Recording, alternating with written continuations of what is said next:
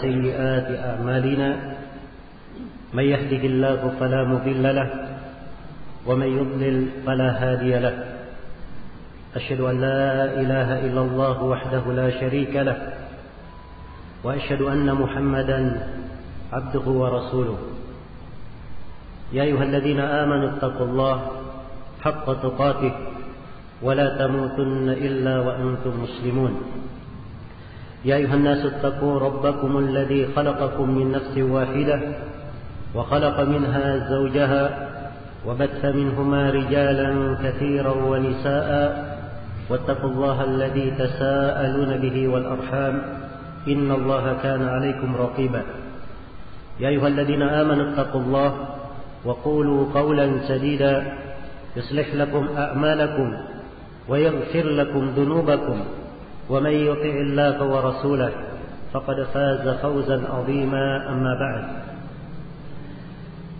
فإن أصدق الحديث كتاب الله وخير الهدي هدي محمد صلى الله عليه وعلى آله وسلم وشر الأمور محدثاتها فإن كل محدثة بدعة وكل بدعة ضلالة وكل ضلالة في النار.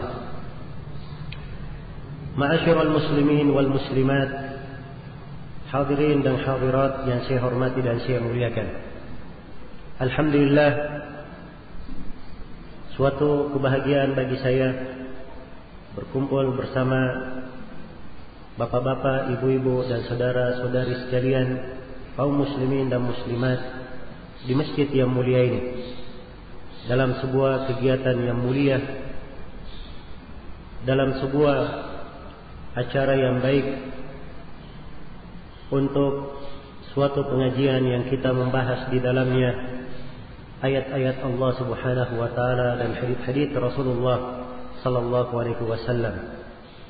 Semoga kita semua tergolong dari orang-orang yang mendapatkan keutamaan yang disebutkan oleh Rasulullah sallallahu alaihi wasallam di dalam hadis Abu Hurairah yang diriwayatkan oleh Imam Muslim, di mana Nabi sallallahu alaihi wasallam bersabda, "Ma min qaumin jalasu fi baitin min buyutillah yatluna kitaballahi wa yatadarasunahu fima bainahum illa nazalat alaihimus sakinah wa ghashiyatuhumur rahmah wa haffatkumul malaikah wa dzakarahumullahu fi man 'indah."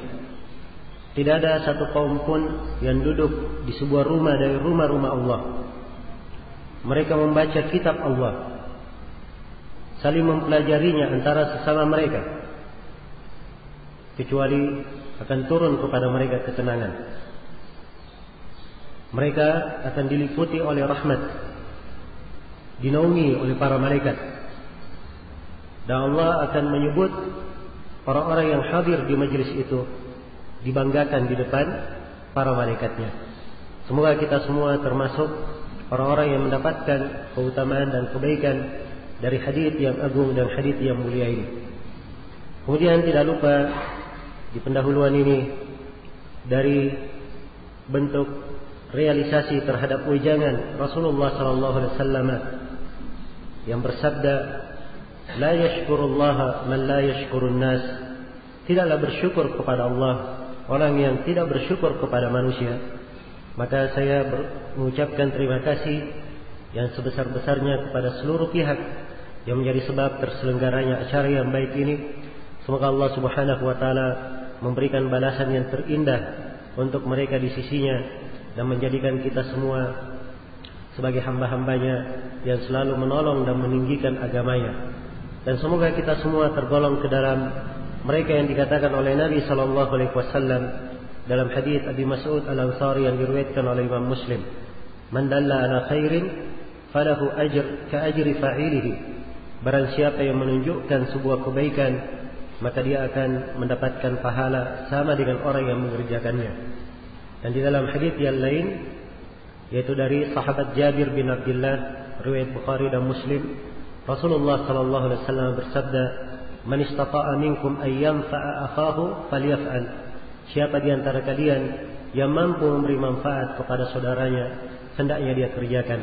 Semoga Allah Subhanahu wa taala melipat gandakan pahala dan kebaikannya untuk kita semua dan selalu menjadikan amalan-amalan salih kita sebagai bekal-bekal yang indah ketika kita semua menghadap kepadanya. Innahu waliyyu dzalika wal qadiru alaihi wa huwa jawadun karim.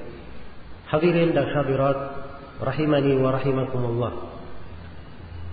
Sebagaimana yang telah diumumkan bahwa tema pembahasan kita di pertemuan ini adalah jalan Rasulullah sallallahu alaihi wasallam dan para sahabat adalah solusi problematika umat.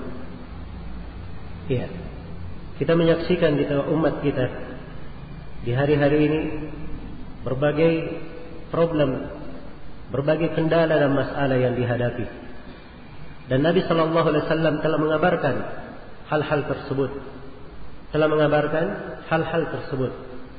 Di antara pengabaran Nabi sallallahu alaihi wasallam, beliau tegaskan di dalam hadis Thauban yang diriwayatkan oleh Imam Ahmad.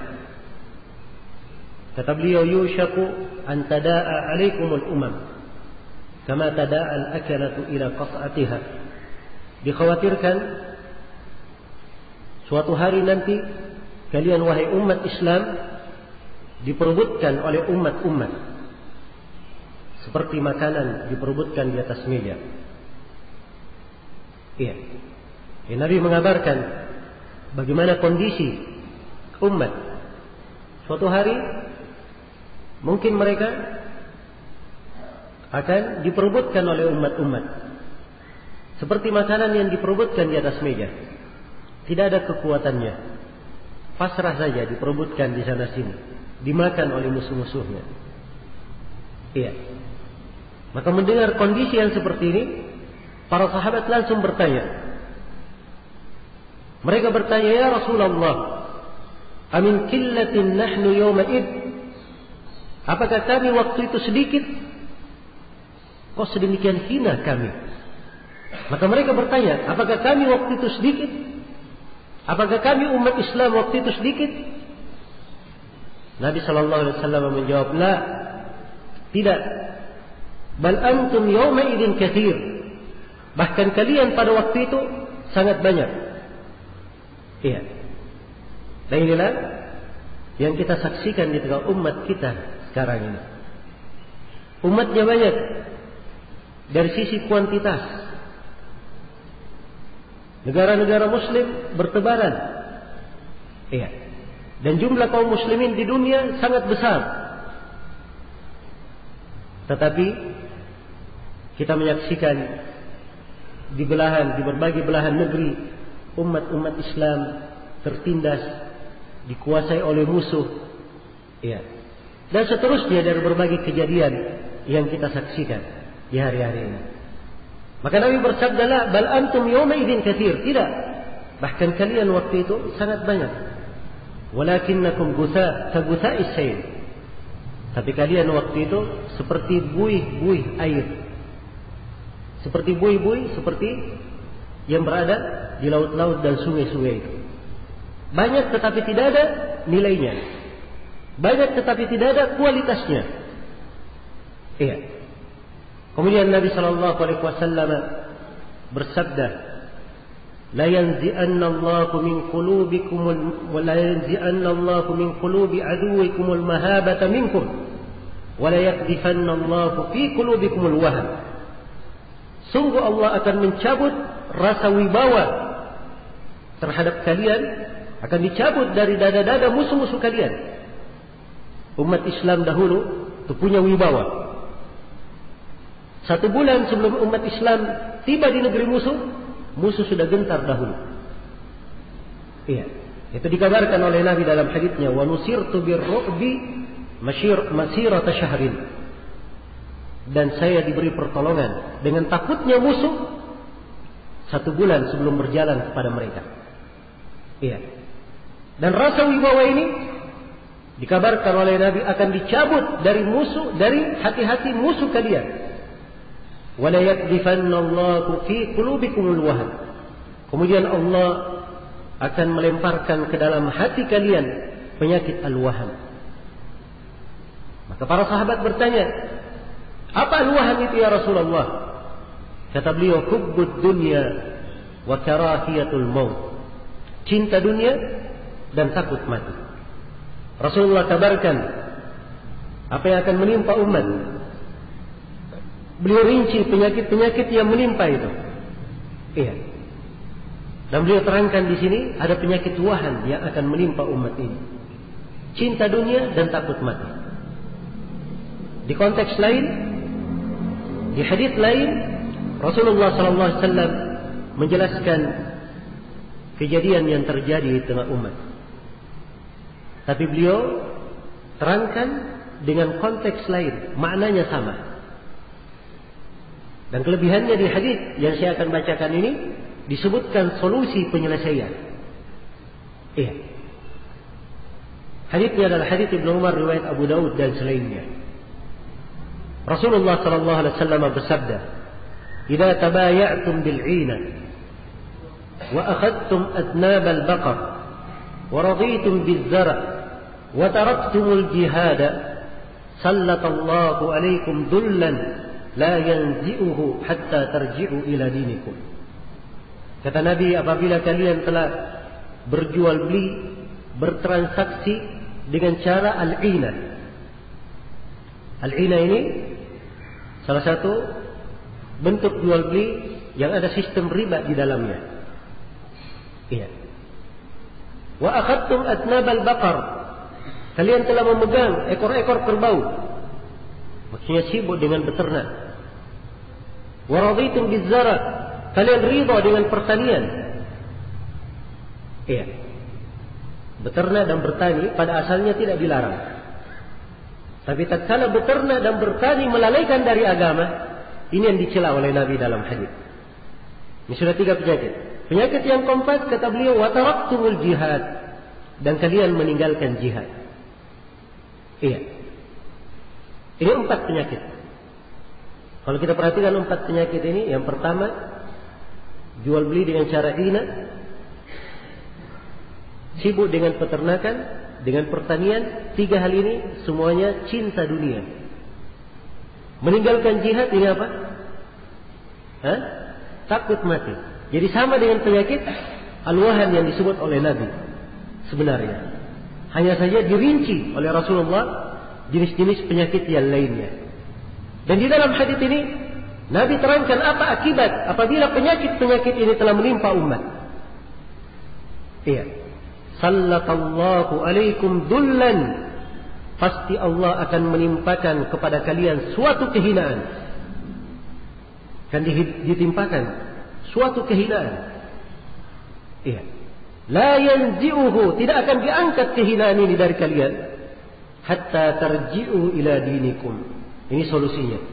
Kehinaan ini tidak akan diangkat dari kalian sampai kalian kembali kepada agama kalian. Kembali kepada agama.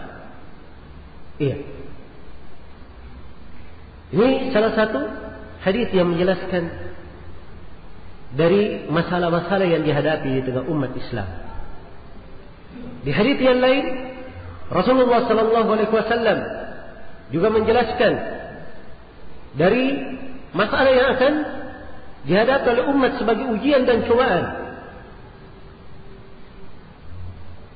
Beliau bersabda dalam hadis Abu Hurairah yang diriwayatkan oleh Imam Tirmidzi dan selainnya. Dan ini hadis datang dari banyak jalur periwayatan. Rasulullah bersabda, "Iftaraqatil yahudu ala 71 firqah. Waftaraqatin nasara ala 72 firqah. Wa sataftariqu ummati ala 73 firqah. Kulluha fin nar illa wahidah." Kata Rasulullah sallallahu alaihi wasallam, orang-orang Yahudi terpecah menjadi 71 golongan. Orang-orang Nasara terpecah menjadi 72 golongan.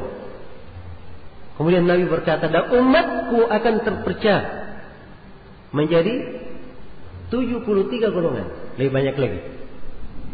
Kemudian Nabi bersabda, kulluha finnar, semuanya dalam neraka. Illa wahidah, kecuali satu. Kecuali satu. Kemudian Nabi terangkan satu ini siapa?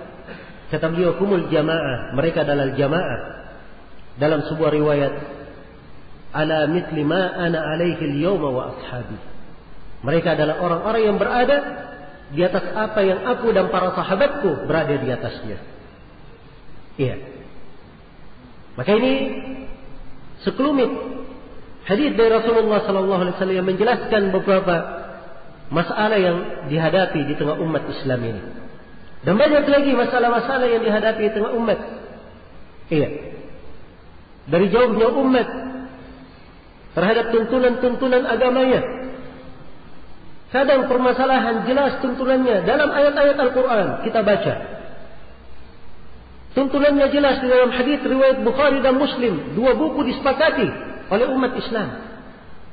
Tapi begitu syariat dilaksanakan, dianggap oleh banyak umat Islam ini orang yang melaksanakannya sebagai manusia yang membawa pemikiran baru. Manusia yang membuat keanehan di tengah masyarakat. Manusia yang membuat keanehan di tengah manusia. Padahal tuntunannya di dalam Al-Quran bisa dibaca. Ada di dalam hadis riwayat Bukhari dan Muslim. Bukan buku yang diperselisihkan di tengah ulama. Hadis-hadisnya diterima. Iya. Dan ini dari ujian. Dan Nabi SAW juga mengabarkan tentang hal ini. Kata beliau di dalam hadis Ibnu Mas'ud yang diriwayatkan oleh Imam Muslim. Dan ini juga hadis dari hadis yang mutawatir. Beliau bersabda, "Bada al-Islamu ghariban wa say'udu ghariban kama bada. Fatuba lil ghuraba." Islam ini dimulai dalam keadaan asing. Islam dimulai dalam keadaan asing. Iya. Awal kali Islam datang, asing Islam itu di tengah manusia. Rasulullah menerima wahyu dari Allah melalui perantara Jibril. Awal kali yang beriman adalah Khadijah radhiyallahu anha. Kemudian beliau datang kepada Waraqah bin Naufal, seorang pendeta Nasrani. Dan Waraqah bin Naufal tahu bahwa itu adalah tanda kenabian. Dan Waraqah bin Naufal berkata, kalau saya masih hidup nanti, saya akan menolongmu dengan penolongan yang kuat. Yang beriman kepada beliau dari orang bebas Abu Bakar As-Siddiq, dari anak kecil Ali bin Abi Thalib, Bilal bin Abi Rabah. Ini awal yang beriman bersama Nabi.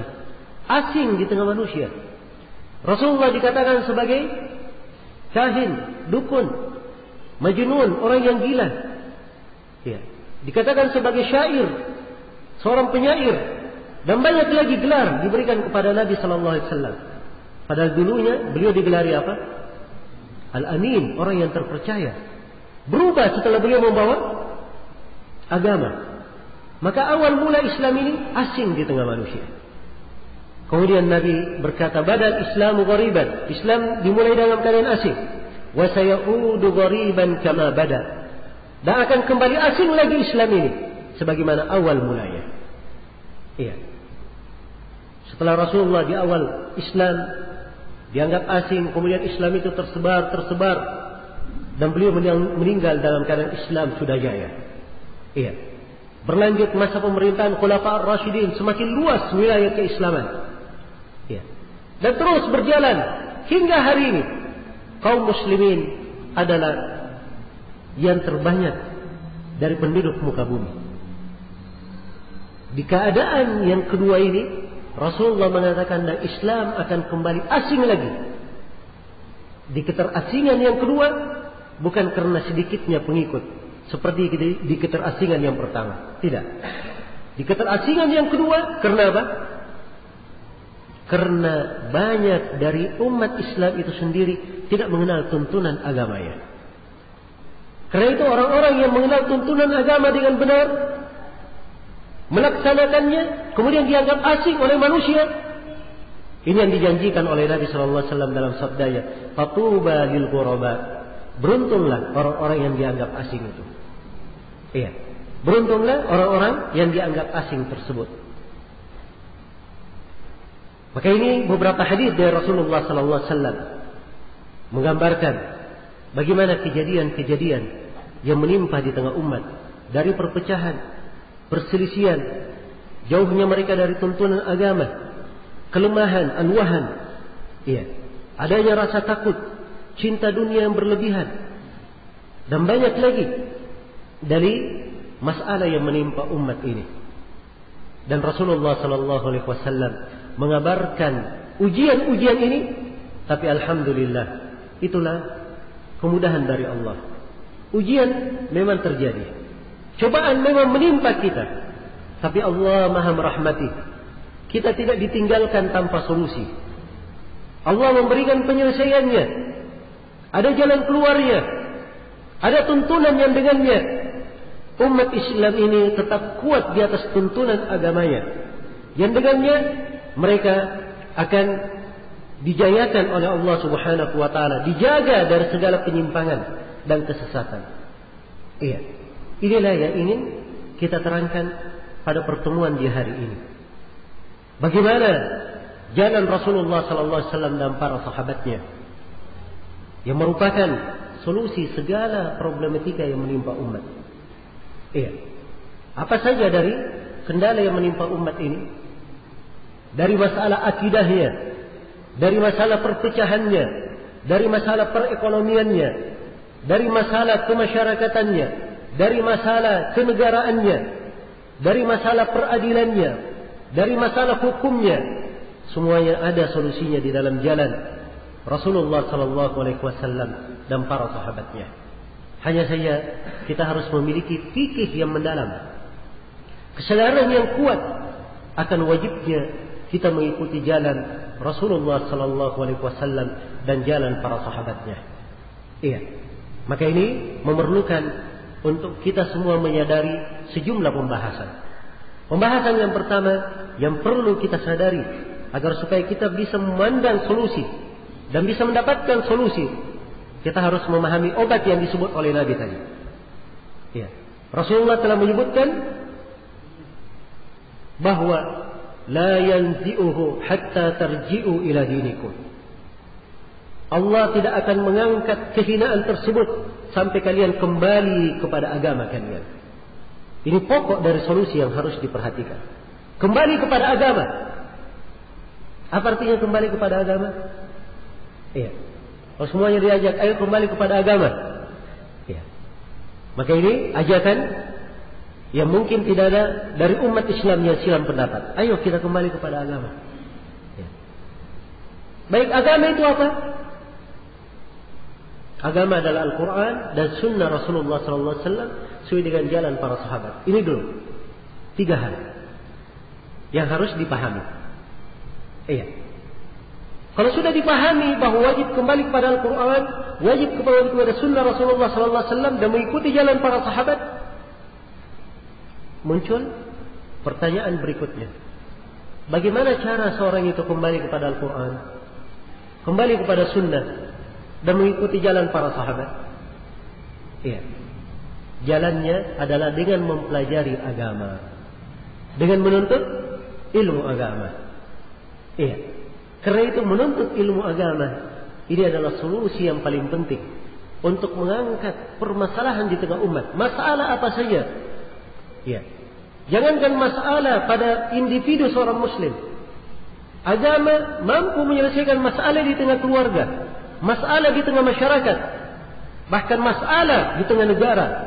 Ya. Semuanya akan terselesaikan dengan ilmu agama. Dengan ilmu agama. Karena ilmu agama itu adalah ruh bagi seorang hamba. Dia adalah nyawanya. Tanpa ilmu agama, dia tidak dianggap hidup. Tidak dianggap hidup. Allah Subhanahu wa taala menamakan syariat ini sebagai ruh. Allah berfirman, "Wa kadzalika auhayna ilaika ruhan min amrina." Demikianlah kami wahyukan kepada engkau Nabi Muhammad ruh dari perkara kami. Perhatikan, disebut sebagai ruh untuk seorang hamba. Ilmu agama ini disebut sebagai cahaya. Disebut sebagai cahaya yang menerangi seorang hamba. Qad ja'akum minallahi nurun wa kitabun mubin.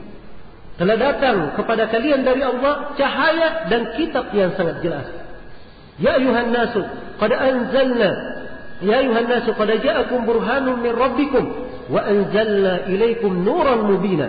Di ayat yang lain Allah berfirman, wahai sekalian manusia, telah datang kepada kalian burhan, keterangan yang sangat jelas, dan kami telah turunkan kepada kalian cahaya yang sangat terang. Cahaya yang sangat terang. Inilah kejelasan agama dengan ilmu. Dengan ilmu. Dan ilmu ini, ilmu agama ini, itulah kehidupan hakiki pada seorang hamba.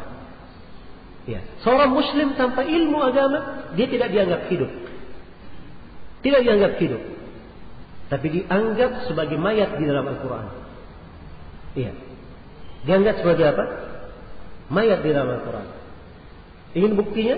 Saya berikan ayatnya di surah Al-An'am. Allah Subhanahu wa taala berfirman, "Awaman kana maitan fa'ahyaynahu wa ja'alna lahu nuran yamshi bihi fin nasi kaman mathaluhu fid dhulumati laysa bi kharijin minha." Apakah orang yang tadinya dia mayat, kemudian kami hidupkan dia dan kami beri cahaya untuknya, dan dia berjalan dengan cahaya ini di tengah manusia. Apakah sama orang-orang yang seperti ini dengan orang yang tetap di dalam kegelapan, tidak mau keluar darinya? Allah perbandingkan dua kelompok. Satu kelompok, mereka di atas cahaya, tadinya mati tapi dihidupkan oleh Allah. Dan satu kelompok lagi tetap dia menjadi mayat-mayat di dalam kegelapan, tidak mau keluar. Iya. Ini mayat benaran atau makna kinayah? Ya. Tidak mungkin benarannya, sebab orang yang sudah mati, ya, tidak ada yang bisa hidup. Ini maknawi. Ya. Dia berjalan beraktivitas, tapi hakikatnya di pandangan Allah dia adalah mayat. Ya. Dia adalah mayat. Maka Allah ingatkan kita dengan perumpamaan yang sangat indah ini, sangat mendalam ini. Apakah orang yang tadinya dia mayat, kami hidupkan dia, dan kami beri untuknya cahaya. Ya. Kami beri untuknya cahaya. Apakah sama mereka ini dengan orang yang tetap berada di dalam kegelapan, tidak mau keluar darinya? Jawabannya tentu tidak sama. Maka itulah ilmu agama. Dia adalah kehidupan yang menghidupkan seorang hamba. Dengan ilmu yang dia pelajari, ya, dia akan mendapat solusi pada segala masalah yang dia hadapi. Dengan ilmu yang dia pelajari, dia akan terhibur pada setiap kesedihan yang menimpanya. Kalau dia jatuh di dalam kekeliruan, ada ilmu yang menegurnya. Ya. Dia sendiri ada ilmu yang mengawaninya. Kalau dia tergelincir, ada ilmunya yang meluruskannya kembali kepada jalan yang lurus. Dan ini dari kebaikan di dalam mempelajari ilmu agama. Perlu diketahui bahwa Allah membagi manusia itu hanya menjadi dua saja. Golongan yang melihat dan golongan yang buta. Hanya ada dua. Golongan yang melihat dan golongan yang apa? Yang buta. Ya, dan ini dalam beberapa ayat Al-Quran. Di antara ayatnya, Allah berfirman di dalam surah Ar-Ra'd, "Afaman unzila ilaika min rabbika, afaman ya'lamu annama unzila ilaika min rabbika al-haqqu, kaman huwa a'ma?" Apakah orang yang mengetahui, punya ilmu bahwa apa yang diturunkan kepada engkau Nabi Muhammad dari kebenaran, apa yang diturunkan kepada engkau Muhammad itu adalah kebenaran? Apakah orang yang punya ilmu ini sama dengan orang yang buta? Hanya ada dua, orang yang punya ilmu dan orang yang apa? Buta. Iya. Dan ketika petunjuk datang, juga hanya ada dua keadaan. Allah berfirman, "Qad ja'akum basairu min rabbikum, faman absara falinafsihi, wa man 'amiya fa'alaiha." Telah datang kepada kalian petunjuk-petunjuk jelas dari Rabb kalian. Siapa yang memandang dengan petunjuk itu, kebaikannya untuk dirinya sendiri. Dan siapa yang buta, dia sendiri akan menanggungnya. Dia sendiri, dia akan menanggungnya. Iya. Maka ilmu agama ini adalah perlihatan untuk seorang hamba. Dia mampu melihat perkara-perkara yang tidak dilihat oleh orang-orang jahil. Iya. Karena itu para ulama, sudut pandang mereka berbeda dengan orang yang tidak berilmu. Sudut pandang mereka berbeda. Karena mereka memandang dengan cahaya, memandang dengan ilmu. Beda dengan manusia biasa yang memandang dengan pandangannya sendiri. Pandangan tanpa cahaya. Ya, ingin melihat perbedaan antara pandangan ulama dan pandangan orang yang tidak berilmu? Bacalah Al-Quran di surah Al-Qasas. Perhatikan kisah Qarun. Iya. Di akhir surah Al-Qasas. Mulai dari ayat Inna Qaruna kana min qaumi Musa fabagha alaihi. Sungguhnya Qarun itu dulunya dari kaum Nabi Musa. Kemudian kaum Qarun ini melampaui batas. Kemudian disebutkan tentang kisah Qarun. Bagaimana Qarun ini dari harta-hartanya yang sangat banyak. Iya. Sampai dikatakan bahwa Qarun punya harta, kunci-kuncinya saja wa inna mafatihahu latanu bil usbati ulil quwwah. Sungguhnya kunci-kunci harta Qarun ini itu tidak bisa dipikul oleh 7 orang yang kuat. Iya. Baru kunci-kuncinya, belum lagi apa? Harta-hartanya. Ini Qarun ya. Sehingga kita di Indonesia kalau ada yang menggali, ya, terus dapat harta, disebut harta apa? Harta karun. Nah itu Qarun itu. Ya. Dari Qarun ya. Disebut di dalam ayat bagaimana Qarun ini membuat fitnah di tengah Bani Israil dengan hartanya. Allah terangkan, "Fakharaja ala qaumihi fi zinatihi." Maka Qarun keluar di tengah kaumnya dengan pakaian kemegahannya. Ya, perhatikan orang yang memiliki harta ini keluar dengan kemegahannya. Ya. Terjadilah fitnah di tengah manusia. Di kalangan Bani Israil ada yang berkata, ya. Nah, fakharaja ala qaumi fi zinatihi qala alladziina yuriduna al-hayata ad-dunya ya laita lana mithla ma utiya Qarun innahu ladzu haddin 'adzim. Berkatalah orang-orang yang menghendaki kehidupan dunia. Ini orang-orang yang jahil. Ya. Yang dia pandang adalah kehidupan dunia saja. Dia lupakan akhiratnya. Iya. Ia terfitnah melihat Qarun. Langsung mereka berkata, wahai andai kata kami mendapatkan seperti yang didapatkan oleh Qarun. Qarun ini memang betul-betul mendapatkan bagian yang sangat besar. Iya. Ini sudut pandang mereka ya. Tapi perhatikan sudut pandang orang yang beriman. Orang yang berilmu. Disebutkan dalam kelanjutan ayat. Wa qala alladziina utul 'ilm wailakum thawabullahi khairul liman amana wa 'amila shalihan. Maka berkatalah orang-orang yang berilmu, betapa kasihannya kalian. Mereka menegur orang-orang yang berhayal mendapatkan seperti harta Qarun. Betapa kasihannya kalian. Sesungguhnya pahala Allah Subhanahu wa taala itu lebih baik bagi orang yang beriman dan beramal saleh. Nah, ini pandangan orang yang berilmu. Iya. Sebab mereka memandang amalan saleh itulah yang terbaik. Itu yang terbaik. Iya. Kalau misalnya seorang di kehidupan dunia ini ada yang dapat duit 1 masjid ini, oh masya Allah ya, betapa gembiranya dia. Iya. Dia dapat duit 5 masjid, lebih bergembira lagi. Ya. Tapi kalau dia lihat ya, amalan-amalan di dalam syariat, dia timbang dengan timbangan syariat, harusnya dia merubah cara berpikirnya.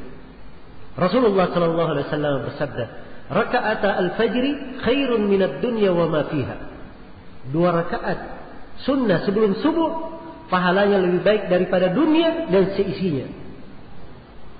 Ini salat sunnah 2 rakaat sebelum subuh. Sudah dikatakan oleh Nabi lebih baik daripada apa? Dunia dan seisinya. Tidak ada artinya 1 masjid itu. Ya, jangankan 1 masjid, 1 dunia pun tidak ada artinya dibanding dengan 2 rakaat apa? 2 rakaat subuh. Ya, ini sunnahnya. Bagaimana pula dengan yang wajibnya? Bagaimana pula dengan yang wajibnya? Kebaikan dan keutamaannya di sisi Allah. Ya ini, karena itu pandangan orang yang berilmu ketika Qarun keluar dengan pakaian kemegahannya sangat berbeda. Mereka kokoh di atas agama. Tidak terpengaruh dengan kemegahan Qarun. Langsung mereka menegur orang-orang yang terfitnah itu. Betapa kasihannya kalian. Sungguhnya pahala di sisi Allah lebih baik bagi orang yang beriman dan beramal saleh. Jadi berbeda antara orang yang berilmu dan tidak berilmu. Saya perhatikan di kelanjutan ayat. Setelah Qarun ditenggelamkan bersama seluruh hartanya. Ya, habis sudah. Tidak ada yang tersisa. Qarun beserta seluruh hartanya ditenggelamkan ke dalam bumi. Barulah orang-orang yang tadinya mengharap seperti harta Qarun ini menyadari kekeliruannya. Ya. Karena itu kata Al-Hasan Al-Basri rahimahullahu taala, "Inna hadhihi al-fitnah idza aqbalat arafaha kullu alim, wa idza adbarat arafaha kullu jahil." Sungguhnya fitnah ini apabila datang, kalau ada fitnah, ya, bahaya yang akan menimpa umat begitu datang atau di awal datangnya, para ulama sudah tahu ini bahaya, ini fitnah. Ya. Dan ini adalah hal yang bisa menimbulkan problematika di tengah umat. Ulama tahu. Adapun orang jahil, kata Al-Hasan Al-Basri, nanti setelah fitnahnya pergi baru mereka tahu. Fitnahnya sudah selesai, sudah meninggalkan huru-hara, sudah meninggalkan prahara, sudah meninggalkan pertumpahan darah, sudah meninggalkan berbagai kemelut, barulah mereka tahu, oh rupanya kemarin itu terjadi fitnah. Ya. Ini pandangan orang-orang jahil. Tapi berbeda dengan pandangan ulama. Baru akan terlihat, ya, baru saja muncul, mereka sudah mengerti bahwa ini adalah bahaya di tengah umat. Karena itu kembali kepada ilmu agama. Itu adalah hal yang paling penting. Hal yang paling penting. Maka Rasulullah SAW berkata di sini, kehinaan yang akan menimpa umat itu atau kehinaan yang menimpa umat itu tidak akan diangkat oleh Allah sampai kalian kembali kepada agama kalian. Sampai kalian kembali kepada agama kalian. Iya. Karena itu harus dipahami makar-makar musuh. Iya. Musuh-musuh Islam itu tidak ada yang takut pada jumlah kaum muslimin yang banyak. Mereka tidak takut. Tapi mereka takut kepada apa? Mereka takut kalau umat Islam kembali mempelajari agamanya. Dan mereka takut. Karena itu berbagai cara untuk menjauhkan umat ini dari mempelajari agama. Dibuatlah mereka ribut antara sesama mereka sendiri. Iya. Diadu domba antara sesama mereka sendiri. Dibuatlah hal-hal yang masuk di tengah umat membuat mereka lalai dari agama. Ya.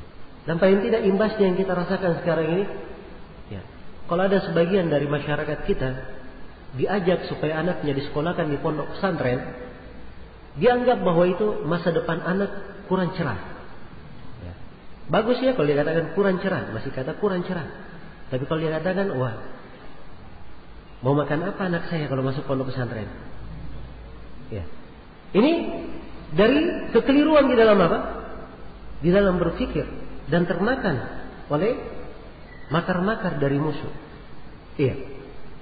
Demikian pula di antara bentuk untuk menjauhkan umat ini dari mempelajari agama, tudingan-tudingan terhadap tuntunan syariat.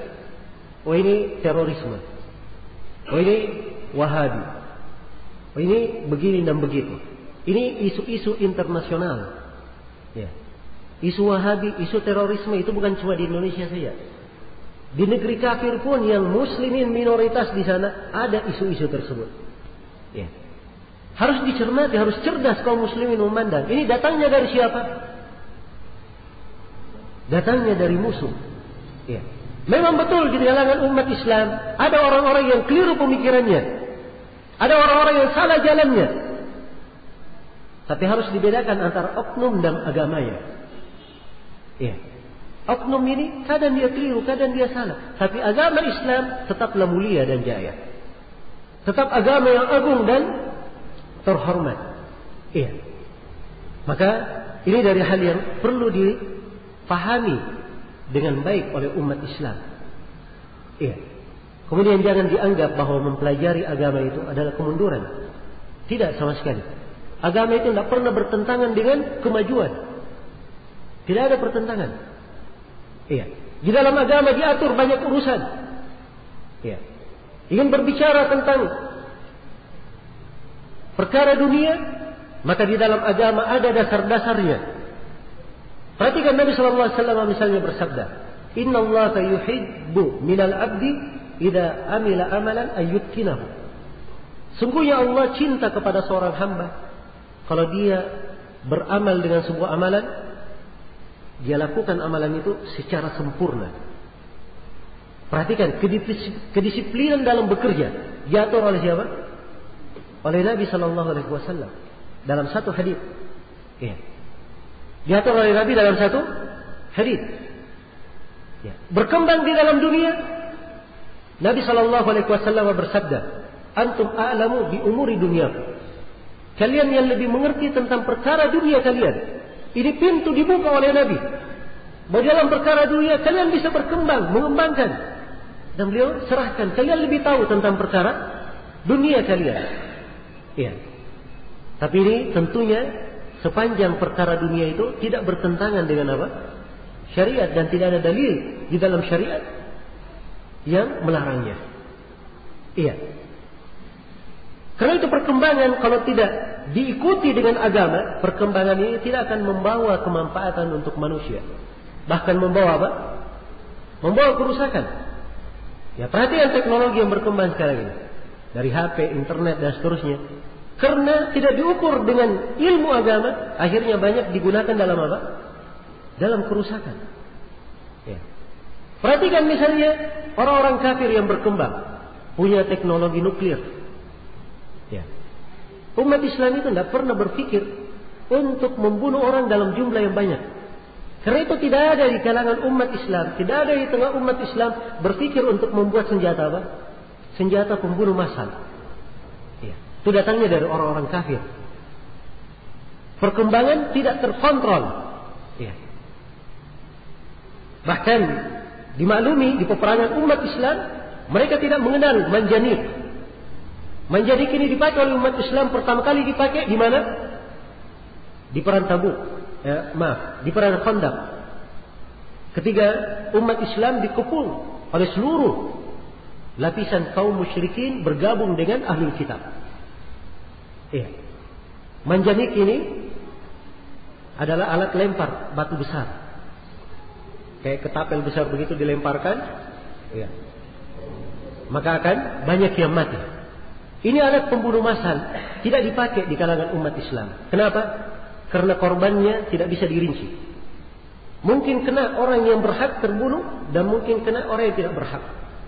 Karena dalam peperangan Islam diatur tidak boleh membunuh orang tua, perempuan, anak-anak kecil. Ya.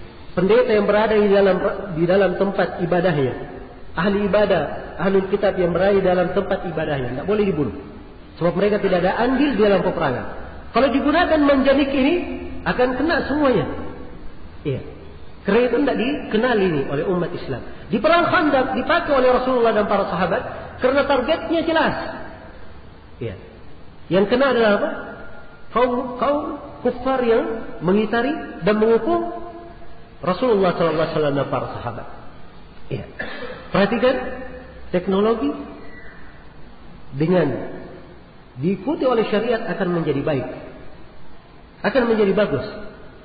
Tapi kapan berkembang tanpa ada aturan syariat, maka pasti akan terjadi kerusakan. Karena itu sangat tidak benar sekali bahwa orang yang mengatakan bahwa siapa yang mempelajari agama itu artinya dia mundur, ini adalah pernyataan yang tidak benar. Agama tidak bertentangan dengan apa?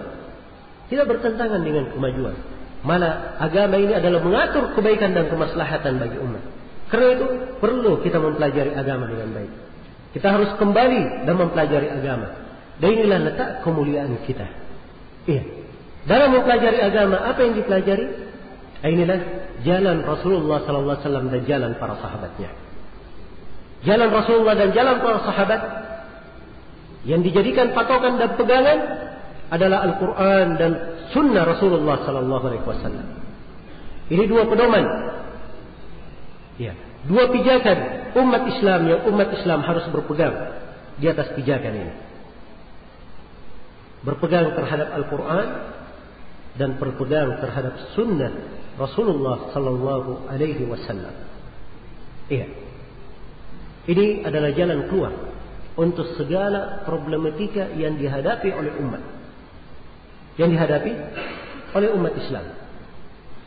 Iya. Saya akan berikan beberapa kejadian sebelum saya terangkan dalil-dalil tentang wajibnya berpegang terhadap Al-Quran dan Sunnah, supaya kita memahami betapa pentingnya ilmu agama. Betapa pentingnya ilmu agama. Iya. Ketika Rasulullah SAW meninggal, Dan Abu Bakar diangkat menjadi khalifah, dimaklumi masa genting di kalangan kaum muslimin. Sejumlah dari suku-suku Arab ingin murtad, keluar dari Islam. Iya, banyak orang yang ingin murtad setelah Nabi meninggal. Sebelum Rasulullah meninggal, beliau sempat membentuk pasukan dipimpin oleh Usama bin Zaid. Benderanya dipasang langsung oleh Nabi, diberangkatkan menuju ke arah Syam untuk memerangi orang-orang kafir. Iya. Begitu Rasulullah meninggal, pasukan ini belum sampai ke tujuan. Mereka menerima berita Nabi meninggal, langsung berhenti pasukannya, menunggu perintah dari pimpinan yang mengganti Rasulullah sallallahu alaihi wasallam. Maka setelah Abu Bakar menjadi khalifah,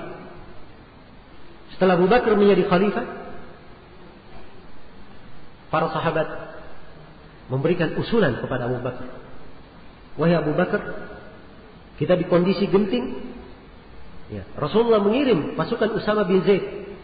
Taruhlah pasukan itu kembali ke Madinah, agar supaya bisa menguatkan kita di Madinah ini. Sebab kondisinya kondisi apa? Kondisi genting. Di sini kita lihat sikap Abu Bakar As-Siddiq. Dan kita lihat bagaimana keteguhan seorang yang berpegang dengan sunnah. Iya.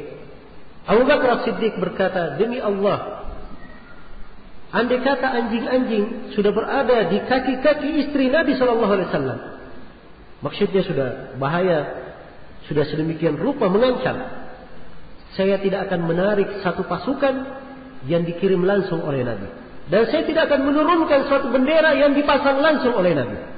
Ukuran Abu Bakar, pasukan Usama bin Zaid berangkat, itu adalah sunnah Nabi. Nabi yang mengarahkannya. Maka kita harus menjalankan apa? Sunnah Nabi tersebut, apapun yang terjadi. Iya. Karena itu Abu Bakar berkata, saya khawatir kalau saya menyelisihi sunnah Rasulullah al-Aziz, saya khawatir saya akan menyimpang. Iya. Perhatikan sikap berpegang terhadap sunnah Nabi SAW di kalangan para sahabat. Apa yang terjadi? Berjalanlah pasukan Usama bin Zaid melanjutkan misi yang Nabi SAW mengutus mereka dengannya. Ya. Tiap kali pasukan Usama bin Zaid ini melalui kabilah Arab yang ingin murtad, kabilah ini berpikir kembali. Ya. Ini pasukan sedemikian besar keluar di tengah kaum yang mereka sendiri sedang genting di negerinya. Ini menunjukkan bahwa mereka ini bukan orang sembarangan. Ya. Maka mereka berpikir lagi. Ya. Karena itu mereka berkata, kita lihat dahulu apa yang akan terjadi. Ya. Berjalanlah pasukan Usama bin Zaid, kemudian mereka memperoleh kemenangan dan kembali ya, ke kota Madinah. Dan itu menciptakan kestabilan. Ya. Membuahkan apa? Membuahkan ketenangan dan kestabilan di tengah kaum muslimin. Ini buah dari kegigihan Abu Bakar As-Siddiq berpegang dengan apa? Sunnah Rasulullah sallallahu alaihi wasallam. Iya. Dan itu pula yang dilakukan oleh sahabat yang lainnya. Iya. Sebab ini yang mereka jaga. Di dalam sebuah hadis Rasulullah sallallahu alaihi wasallam mengajak Abdullah bin Mas'ud untuk mendatangi suatu tempat di malam hari. Ya. Sebagian ulama dia menghubungkannya dengan beberapa riwayat bahwa katanya ini malam adalah malam yang Nabi berjumpa dengan kaum dari kalangan jin. Jadi beliau mengajak siapa? Abdullah bin Mas'ud. Begitu sampai ke tempat tujuan, Nabi SAW menggaris sebuah garis. Ya. Kemudian beliau berkata kepada Abdullah bin Mas'ud, jangan sekali-sekali kamu melewati garis ini. Apapun yang terjadi, jangan melewati garis ini. Ya. Maka berlalulah Rasulullah SAW. Terdengar suara-suara yang membuat Ibnu Mas'ud khawatir akan keselamatan Nabi SAW. Terasa dia ingin lari, ya, menyusul Nabi. Tapi dia ingat pesan Nabi, jangan lewati apa? Garis ini. Ibnu Mas'ud berpegang dengan sunnah dan perintah apa? Perintah Nabi. Ya. Dia melihat pandangan-pandangan yang mengerikan, mendekatinya, tetapi karena dia tidak melewati garis, tidak ada bahaya menyentuhnya. Sampai Nabi Shallallahu Alaihi Wasallam apa? Datang kembali. Iya, perhatikan, dia selamat hanya dengan apa? Mengikuti Nabi, jangan sampai melewati apa? Melewati garis. Dan inilah keadaan para sahabat berpegang dengan sunnah Nabi Shallallahu Alaihi Wasallam. Iya. Dan penyelesaian besar, kejadian-kejadian di tengah umat diselesaikan dengan hadis oleh para sahabat. Iya. Di antara kisah yang menakjubkan, ketika Umar bin Khattab radhiyallahu taala anhu dari Madinah, beliau disertai oleh para sahabat menuju ke wilayah Kufah, ya, tempat Abu Ubaidah ibn al-Jarrah memerintah di situ. Ya. Saya ragu ya apakah Kufah atau Basrah. Ya, salah satu wilayah yang dipimpin oleh siapa? Abu Ubaidah ibn al-Jarrah.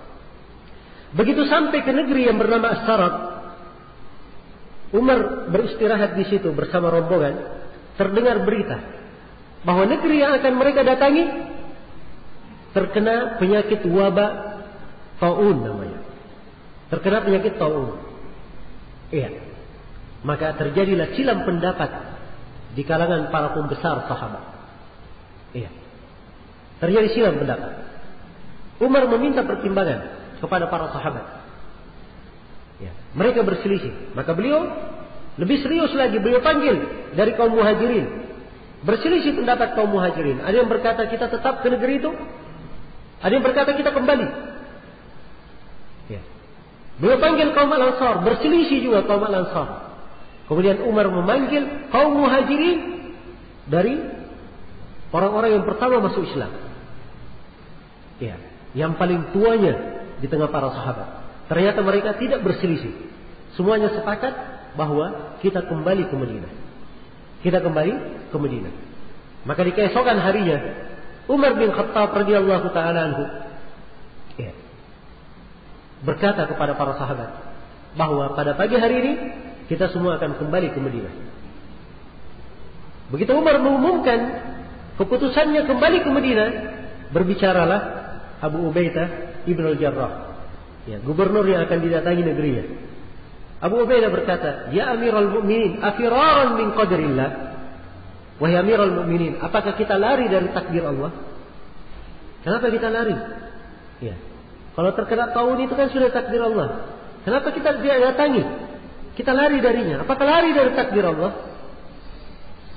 Maka Umar menjawab, ya, nafirru min qadarillah ila qadarillah. Kita lari dari sebuah takdir Allah menuju kepada takdir yang lainnya. Ya. Indah ya jawaban Umar. Saya perhatikan sahabat ini semuanya, ya, mereka menjawab dengan ijtihadnya masing-masing. Ya. Kemudian datanglah Abdurrahman bin Auf radhiyallahu anhu, salah seorang tokoh dan pembesar sahabat yang semua orang memaklumi siapa beliau. Dan Abdurrahman bin Auf ini kadang di sebagian keadaan beliau tidak hadir. Begitu beliau datang, kemudian diajukan masalah itu kepada beliau. Beliau berkata, saya mendengar ada hadis dari Rasulullah SAW tentang hal ini. Perhatikan, hadis dihafal oleh siapa? Dihafal oleh satu orang saja, Abdurrahman bin Auf. Nabi bersabda, kalau kalian mendatangi suatu negeri, ya, dan ada penyakit di negeri itu, jangan kalian masuk ke negeri tersebut. Tapi kalau kalian berada di sebuah negeri dan penyakit menimpa negeri itu, maka tidak boleh kalian lari dari negeri itu karena menghindari penyakit. Ya. Ini hadis dari Nabi Sallallahu Alaihi Wasallam. Dengan mendengar hadis tersebut, umat pun, Umar bin Khattab pun memuji Allah Subhanahu Wa Taala yang telah memberi taufik sudah tepat pada apa? Pada keputusannya untuk tidak masuk ke negeri. Sebab mereka bukan di dalam negeri, baru dari luar ingin masuk ke negeri itu. Maka jangan Nabi, jangan masuk ke negeri tersebut. Perhatikan satu hadis menyelesaikan permasalahan. Dan ini permasalahan berkaitan dengan orang banyak. Satu hadis. Ya.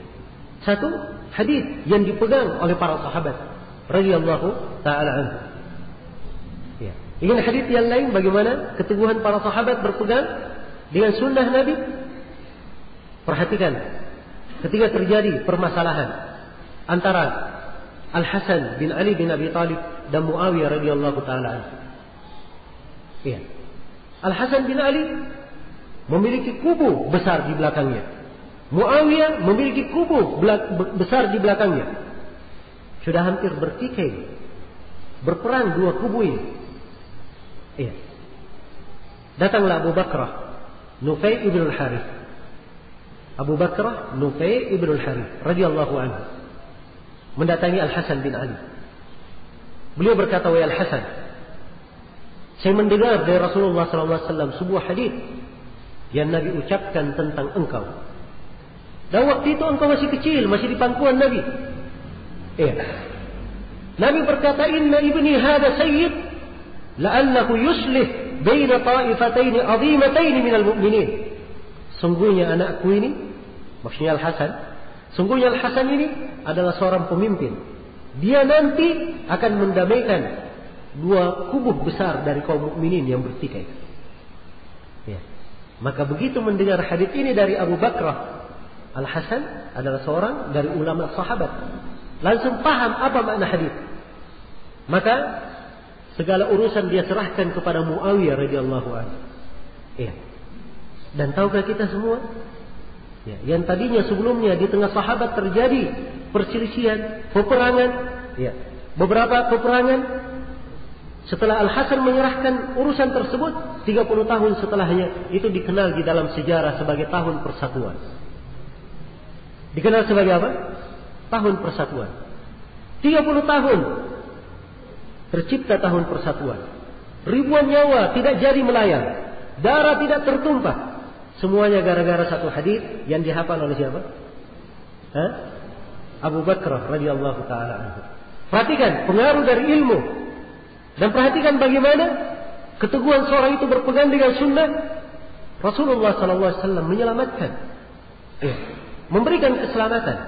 Dan ini kalau ingin diuraikan bagaimana, ya, sunnah Nabi dan jalan para sahabat itu menyelesaikan problematika umat, banyak sekali dari contoh-contoh yang telah terjadi di dalam sejarah Islam. Karena itu di sini saya perlu menerangkan ayat-ayat dan hadis-hadis sebagai dalil yang menunjukkan wajibnya kita berpegang dengan jalan Rasulullah SAW dan jalan para sahabatnya, agar supaya kesadaran kita itu tumbuh, ya. Dan kita mengikuti Al-Quran dan Sunnah memang dibangun di atas ilmu, dibangun di atas petunjuk, dibangun di atas pengetahuan, ya. Berpegang kepada Al-Quran dan berpegang kepada Sunnah Nabi SAW, ini dua sumber pokok, ya. Dua sumber pokok yang harus dipegang. Allah Subhanahu wa taala memerintahnya di dalam banyak ayat. Di antaranya Allah Subhanahu wa taala berfirman, "Ittabi'u ma unzila ilaikum min rabbikum wa la tattabi'u min dunihi awliya qalilan ma tadhakkarun." Ikutilah apa yang diturunkan kepada kalian dari Rabb kalian. Ikutilah apa yang diturunkan kepada kalian dari Rabb kalian. Dan jangan kalian mengikuti selain daripada itu. Sungguhnya sangat sedikit di antara kalian yang mengingat. Iya. Kita diperintah untuk berpegang, mengikuti apa yang diturunkan oleh Allah Subhanahu wa taala. Iya. Maka ini ayat menjelaskan kewajiban berpegang terhadap apa yang datang dari Allah Subhanahu wa taala. Apakah itu berupa ayat-ayat Al-Quran maupun dari hadis Rasulullah sallallahu alaihi wasallam. Kemudian di antara dalil juga adalah firman Allah Subhanahu wa taala, "Tsumma auhayna ilaika." Ya. Atau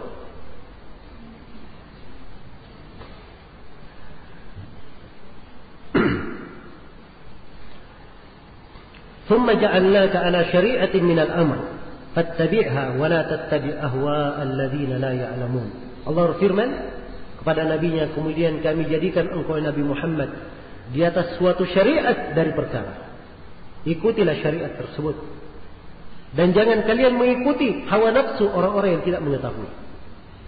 Kita diperintah berpegang terhadap syariat Allah Subhanahu wa taala. Tidak boleh keluar darinya. Tidak boleh keluar darinya. Iya. Ayat yang ketiga dari dalil yang menegaskan wajibnya mengikuti Al-Quran dan Sunnah, tidak boleh keluar darinya, adalah firman Allah Subhanahu wa taala, "Faman ittaba'a hudaya fala yadhillu wa la yashqa, wa man a'rada an dzikri fa inna lahu ma'ishatan dhanka, wa nahsyuruhu yaumal qiyamati a'ma." Barang siapa yang mengikuti petunjukku, dia tidak akan tersesat dan tidak akan sengsara. Tidak akan tersesat dan tidak akan apa? Sengsara. Ini jaminan dari Allah. Kalau siapa yang mengikuti petunjuk, tidak mungkin dia tersesat dan tidak mungkin dia sengsara. Tidak mungkin dia sengsara. Iya, karena agama ini diturunkan untuk kebaikan kita. Agama ini adalah rahmat. Ya. Al-Quran adalah rahmat. Wa tammat kalimatu rabbika sidqan wa adala. Allah firman, wa nunazzilu minal Qur'ani ma huwa shifaa'un wa rahmatun lil mu'minin. Kami turunkan dari Al-Quran apa yang merupakan obat dan rahmat bagi orang yang beriman. Rasulullah adalah rahmat. Allah Subhanahu wa taala berfirman, "Wa ma arsalnaka illa rahmatan lil alamin." Tidaklah kami mengutus engkau wahai Muhammad kecuali sebagai rahmat untuk semesta alam. Iya. Syariat ini adalah rahmat Allah Subhanahu wa taala. Adalah rahmat. Karena itu diperhatikan. Ya. Bahwa agama ini tidak akan menyengsarakan seorang hamba. Tidak akan menyengsarakannya. Ini ayat yang lain Allah firman kepada nabinya, "Taha ma anzalna 'alaikal Qur'ana litashqa." Ya. Taha, tidaklah kami turunkan kepada Nabi Muhammad Al-Quran itu supaya kamu menjadi sengsara, menjadi merugi. Tidak, Al-Quran ini akan membawa kebaikan untukmu. Iya, akan membawa kebaikan. Karena itu dalam ayat ini dikatakan, "Faman ittaba'a hudaya fala yadhillu wa la yashqa." Barang siapa yang mengikuti petunjukku, dia tidak akan tersesat dan tidak akan sengsara. Iya. Wa man a'rada an dzikri, sebaliknya, wa man a'rada an dzikri fa inna lahu ma'ishatan dhanka wa nahsyuruhu yaumal qiyamati a'ma. Barang siapa yang berpaling dari mengingat kepadaku, maka untuknya kehidupan yang sempit, dan dia akan dibangkitkan kelak di kemudian hari dalam keadaan yang buta. Dalam keadaan apa? Dalam keadaan buta. Dua ancaman bagi siapa yang berpaling dari zikir. Ad-zikir itu digunakan dalam banyak hal, ya. Ad-zikir dalam Al-Quran kadang bermakna Al-Quran itu sendiri. Ad-zikir dalam Al-Quran kadang bermakna hadits Nabi. Ad-zikir kadang bermakna agama Islam. Iya, bermakna syariat. Jadi siapa yang berpaling dari zikir kepada Allah, maka untuknya kehidupan yang sempit. Kesempitan dalam kehidupan dunianya. Dan sebagian ulama menafsirkan kehidupan yang sempit adalah kesempitan di alam kubur. Kesempitan di mana? Di alam kubur. Sebab di kuburan itu, iya, dalam beberapa hadis dikatakan ada dhaqqah, ada himpitan. Ya.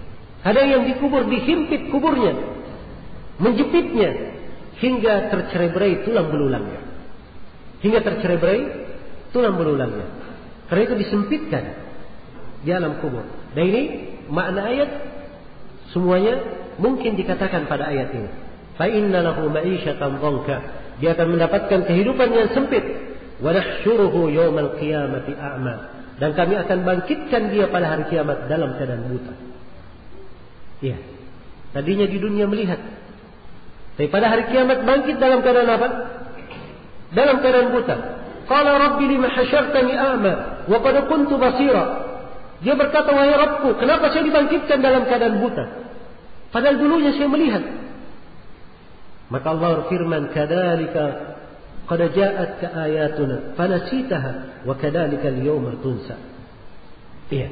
Demikianlah telah datang kepada engkau ayat-ayat kami, lalu engkau melupakannya, maka pada hari ini engkau juga dilupakan. Engkau juga dilupakan. Karena seorang yang buta di dunia ini tidak mengikuti Al-Quran dan As-Sunnah, di akhirat kelak dia pasti lebih buta lagi. Nah, itu di ayat yang lain Allah firman, "Wa man kana fi hadhihi a'ma, fa huwa fil akhirati a'ma wa adallu sabila." Barang siapa yang di kehidupan dunia ini dia buta, maka di kehidupan akhirat dia lebih buta lagi dan lebih tersesat jalannya. Karena itu renungi ayat ini dengan baik. Perintah untuk mengikuti Al-Quran dan Sunnah Rasulullah Sallallahu Alaihi Wasallam. Kita tidak boleh keluar darinya. Apa yang dibawa oleh Nabi, itu artinya sama dengan apa yang diperintah oleh Allah Subhanahu Wa Taala. Karena Nabi Muhammad Sallallahu Alaihi Wasallam tidak pernah berucap dari hawa nafsunya. Yang beliau ucapkan adalah apa? Adalah wahyu. Wa ma yantiqu anil hawa in huwa illa wahyu yuha. Sungguhnya beliau itu tidak pernah berucap dari hawa nafsunya. Yang beliau ucapkan adalah wahyu yang diwahyukan kepada beliau. Iya, wahyu yang diwahyukan kepada beliau Sallallahu Alaihi Wasallam. Dan mengikuti perintah beliau sama saja mengikuti perintah Allah. Karena Allah telah berfirman, "May yuti'ir rasul faqad ata'a Allah." Siapa yang taat kepada Rasul, sungguh dia telah taat kepada Allah Subhanahu wa taala. Di ayat yang lain Allah berfirman, "Wa ma ataakumur rasul fakhudhuhu wa ma nahakum anhu fantahu." Apa yang dibawa oleh Rasul, terimalah dia. Dan apa yang dilarang oleh Rasul, tinggalkanlah dia. Iya.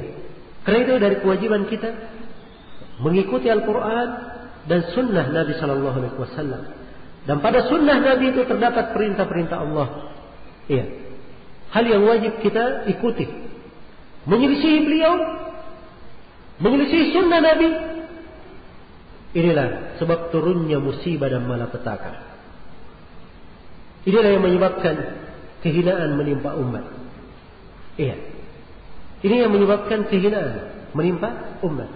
Karena itu dalam Al-Quran Allah Subhanahu wa taala berfirman, "Falyahdharil ladzina yukhalifuna an amri an tusibakum fitnah aw yusibakum adzabun alim." Hendaknya berhati-hati orang yang menyelisih perintah Rasulullah. Hendaknya dia berhati-hati. Sebab kapan dia selisihi, dia akan ditimpa oleh sebuah fitnah atau ditimpa oleh siksaan yang pedih. Dan Rasulullah SAW telah mengingatkan dalam banyak haditsnya, bahaya siapa yang keluar dari jalannya. Iya. Di dalam hadits yang diriwayatkan oleh Ibnu Abbas dan selainnya, diriwayatkan oleh Ibnu Abbas radhiyallahu taala anhu, ya, dikeluarkan oleh Imam Ahmad dan selainnya, Rasulullah SAW bersabda, "Waju'ilad dal was-sagharu ala man khalafa amri." Sungguhnya kehinaan dan kerendahan itu telah ditetapkan terhadap siapa yang menyelisihi perintahku.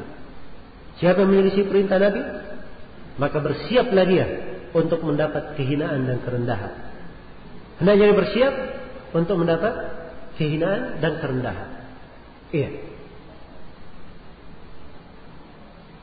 Di dalam sebuah hadis yang lain, yaitu hadis Abu Hurairah diriwayatkan oleh Imam Malik, Al-Hakim dan selainnya, Rasulullah sallallahu alaihi wasallam bersabda, ya, "Taraktu fikum syai'aini lan tadhillu ba'dahuma, kitab Allah wa sunnati." Aku tinggalkan pada kalian dua perkara. Kalian tidak akan tersesat sepanjang kalian berpegang terhadap dua perkara ini, yaitu kitab Allah dan sunnahku. Dan di dalam hadis Abu Darda, Irbad bin Sariyah diriwayatkan oleh Ahmad, Ibnu Majah, Ibnu Abi Asim dan selainnya, Rasulullah sallallahu alaihi wasallam bersabda, "Laqad taraktukum 'alal bayda, lailuha kanahariha, la yazigu anha ba'di illa halik." Sungguh aku telah meninggalkan kalian di atas suatu petunjuk yang putih, siangnya sama dengan malamnya. Tidak ada yang menyimpang darinya kecuali dia pasti binasa. Iya. Maka disinilah kedudukan seorang itu berpegang dengan sunnah Nabi. Jangan sampai dia keluar dari sunnah, dia pasti akan memperoleh apa? Memperoleh kebinasaan. Iya. Dan banyak sekali di dalam sejarah perjalanan umat Islam, manusia-manusia yang dibinasakan karena mereka menyelisih apa? Menyelisih sunnah Rasulullah sallallahu alaihi wasallam. Bermula dari masa Rasulullah hingga di hari ini, kita menyaksikan orang-orang yang dibinasakan karena apa? Karena menyelisih sunnah. Kita menyaksikan berbagai musibah dan malapetaka yang terjadi karena menyelisih sunnah. Menyelisih sunnah. Iya. Di antaranya Rasulullah sallallahu alaihi wasallam bersabda di dalam sebuah hadisnya, dan hadis ini diriwayatkan oleh Imam Al-Bukhari dan Imam Muslim dari Abu Humaid As-Sa'idi. Nabi berpesan kepada para sahabat dalam sebuah peperangan. Pada malam hari ini, kata Nabi, akan berhembus angin yang sangat kencang. Jangan sekali-sekali ada yang keluar dari tempat tinggalnya, dari kemahnya. Kalau dia punya hewan tunggangan, hendaknya dia ikat baik-baik. Ini pesan Nabi. Di malam harinya betul berhembus angin yang sangat kencang. Ternyata ada 2 orang sahabat yang menyelisihi. Dia keluar, menyelisihi perintah Nabi. Apa yang terjadi? Keduanya pun terhampar, terhempas oleh angin, terbawa oleh angin, sampai terdampar di 2 gunung Toy. 2 gunung Toy ini 2 gunung setelah Mekah lagi. Padahal Tabuk ini antara Mekah dan Madinah. Perhatikan, dia dihempaskan oleh angin hingga melewati apa? Mekah, terdampar ke 2 gunung Toy. Ini akibat apa? Menyelisihi pesan Rasulullah sallallahu alaihi wasallam. Iya. Pernah Nabi sallallahu alaihi wasallam punya juru tulis. Iya. Kemudian juru tulisnya ini murtad, keluar dari Islam, masuk menjadi Nasara lagi. Orang-orang Nasara pun membanggakannya. Ini orang dulu juru tulis Nabi, sekarang ikut lagi kepada agama kita. Ya, dia banggakan. Maka Allah membinasakan orangnya. Ya. Orang ini pun dikubur oleh orang-orang Nasara. Begitu selesai dikubur, mereka pulang, ternyata jasadnya dilempar oleh bumi. Tidak diterima. Ya. Mereka katakan, ini ada yang hasad terhadap kawan kita. Ayo kita kubur lagi. Mereka kubur lebih dalam lagi. Besoknya keluar lagi. Ya. Mereka kubur lebih dalam lagi, keluar lagi. Akhirnya mereka tinggalkan begitu saja. Ini perhatikan, orang yang menyelisih sunnah. Di dalam hadis yang diriwayatkan oleh Imam Al-Bazzar dari Anas bin Malik, Rasulullah sallallahu alaihi wasallam pernah mengirim seorang sahabat untuk mendatangi seorang pendeta Nasrani, mendakwainya masuk Islam. Apa jawabannya? Apa jawaban si pendeta? Tuhan kami terbuat dari apa? Dari tembaga kah? Bukannya menerima, malah apa? Mengolok-olok. Maka si utusan kembali kepada Nabi. Nabi berkata, kamu kembali lagi kepadanya. Kembali lagi utusan tersebut. Ya. Dan ucapan si pendeta kembali dia ulangi. Kembali utusan kepada Nabi. Nabi berkata, kamu kembali lagi kepadanya. Dia ulangi lagi ucapannya. Maka turunlah petir yang membakar habis orang tersebut. Perhatikan ya, ini akibat-akibat langsung muncul karena menyelisih apa? Sunnah Nabi sallallahu alaihi wasallam. Disebutkan di dalam Fathul Bari oleh Al-Hafidz Ibnu Hajar rahimahullah, kisah nyata. Ya. Bahwa kata beliau, kami kadang mendatangi seorang guru. Dan guru ini kalau dia mengajar, selalu mengajar di belakang tirai. Ya. Gurunya laki-laki, tapi mengajar laki-laki di belakang tirai. Kan ini aneh kan? Ya. Kalau laki-laki mengajar perempuan di belakang tirai itu wajar. Memang itu diperintah. Ya. Tapi ini laki-laki mengajar laki-laki di belakang tirai. Namun mereka tetap berguru. Begitu masuk suatu waktu, si murid ini sudah dekat dengan gurunya, barulah si guru menampakkan wajahnya. Dan wajahnya mirip wajah keledai. Ya. Kemudian dia berpesan kepada muridnya, wahai muridku, hati-hatilah engkau dari meremehkan sunnah. Dulu saya ketika mendengar hadis, jangan sampai kalian mendahului imam, dikhawatirkan akan dirubah wajahnya menjadi wajah keledai.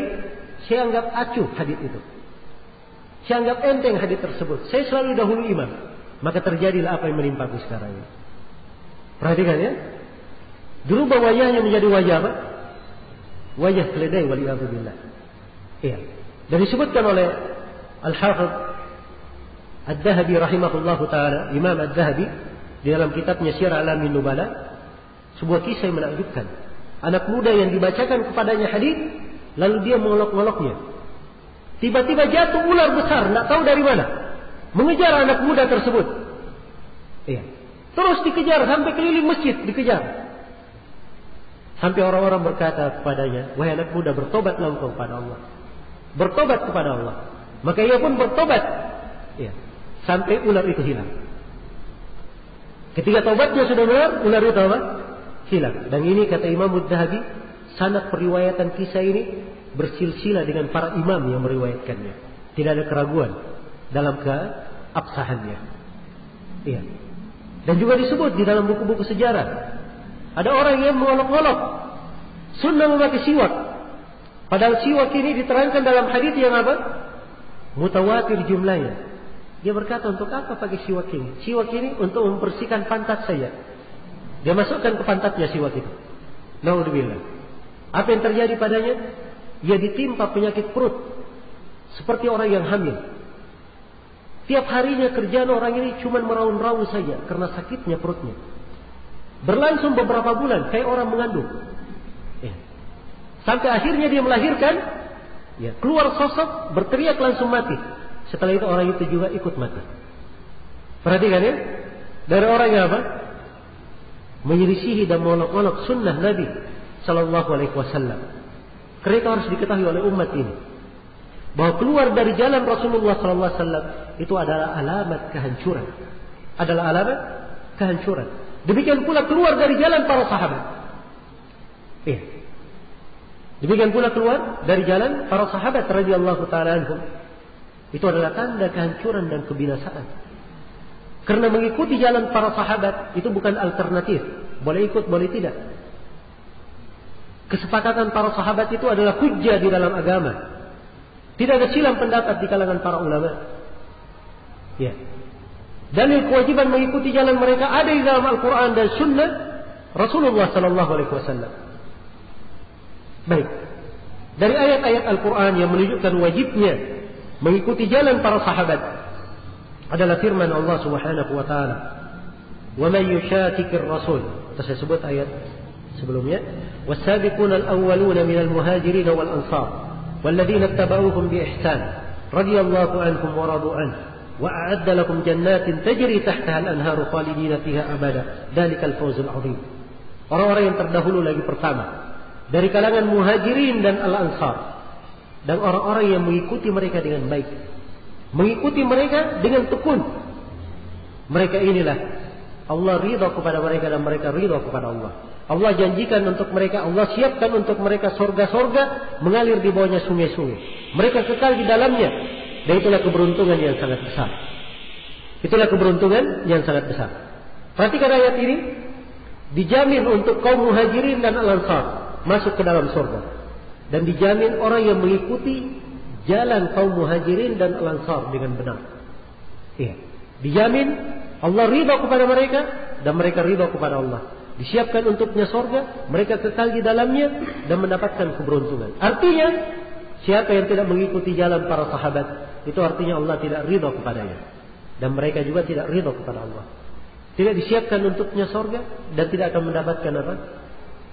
Tidak akan mendapatkan keberuntungan. Dan di ayat yang lain ditegaskan kewajibannya. Allah Subhanahu wa taala berfirman, "Wa may yushaqiqir rasula min ba'di ma tabayyana lahul huda wa yattabi' ghayra sabilil mu'minin nuwallihi ma tawalla wa nuslihi jahannam wa sa'at masira." Barang siapa yang durhaka kepada Rasul setelah tampak jelas baginya petunjuk dan dia mengikuti jalan selain jalan kaum mukminin. Inilah kesepakatan umat Islam, dan yang paling pokoknya adalah jalannya para sahabat. Sebab umat Islam pada waktu itu adalah siapa? Para sahabat. Ya, kalau dia durhaka kepada Rasul, tidak mengikuti jalan kaum mukminin, jalannya para sahabat, Allah ancam, nuwallihi ma tawalla. Kami akan biarkan dia larut di dalam kesesatannya wa nuslihi jahannam, dan kami akan masukkan dia ke dalam neraka jahannam, wa sa'at masira, dan itu adalah sejelek-jelek tempat kembali. Dan di dalam hadis Rasulullah sallallahu alaihi wasallam bersabda, khairun nasi qarni, thumma alladhina yalunahum, thumma alladhina yalunahum. Sebaik-baik manusia adalah generasiku, kemudian generasi setelahnya, kemudian generasi setelahnya. Karena itu sekali lagi, mengikuti jalan para sahabat itu bukan alternatif, boleh ikut boleh tidak, tapi itu adalah kewajiban. Siapa yang keluar dari jalannya para sahabat, dia telah meninggalkan kewajiban, telah sesat dari jalan yang lurus. Berkata Imam Ibnu Qudamah rahimahullah, qad sabata wujub ittiba'is salaf bil kitab was sunnah wal ijma'.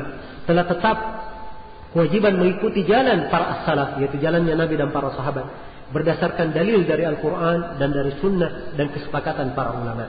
Dan berkata Syekhul Islam Ibnu Taimiyah rahimahullah taala, ya, di dalam kitabnya Majmu'ul Fatawa, ya, kata beliau, la aiba ala man abhara madhhab as-salaf wa intasaba ilayhi wa i'taza ilayhi, bal yajibu qabul dhalika bil ittifaq, fa inna madhhab as-salafi la yakunu illa haqqan. Kata beliau, tidak ada aib bagi orang yang menampakkan jalan para as-salaf, yaitu jalannya Nabi dan para sahabatnya. Karena jalan para as-salaf itu semuanya adalah kebenaran. Semuanya adalah kebenaran. Wajib menerima jalan mereka menurut kesepakatan para ulama. Menurut kesepakatan para ulama. Maka ini sebagian dari dalil-dalil yang menunjukkan tentang kewajiban mengikuti jalan para sahabat Rasulullah sallallahu alaihi wasallam. Karena waktunya sudah habis dari ya mungkin materi kita hanya sebatas untuk sholat duhur. Dan mudah-mudahan apa yang saya sampaikan dari dalil-dalil, walaupun ini saya sudah berusaha meringkas ya karena waktunya, mudah-mudahan paparan dari dalil-dalil Al-Quran dan Hadis itu bisa menyentuh kita semua, memberikan kepada kita semua kesadaran tentang pentingnya kembali kepada jalan Rasulullah SAW dan jalan para sahabatnya. Itu adalah solusi untuk segala problem yang dihadapi oleh umat ini. Semoga Allah Subhanahu wa taala memberikan taufiknya dan rahmatnya kepada kita semua. Innahu waliyyu dzalika wa huwa jawwadul karim. Subhanakallahumma wa bihamdik, asyhadu an la ilaha illa anta, astaghfiruka wa atubu ilaik. Walhamdulillahirabbil alamin. Wassalamu alaikum warahmatullahi wabarakatuh.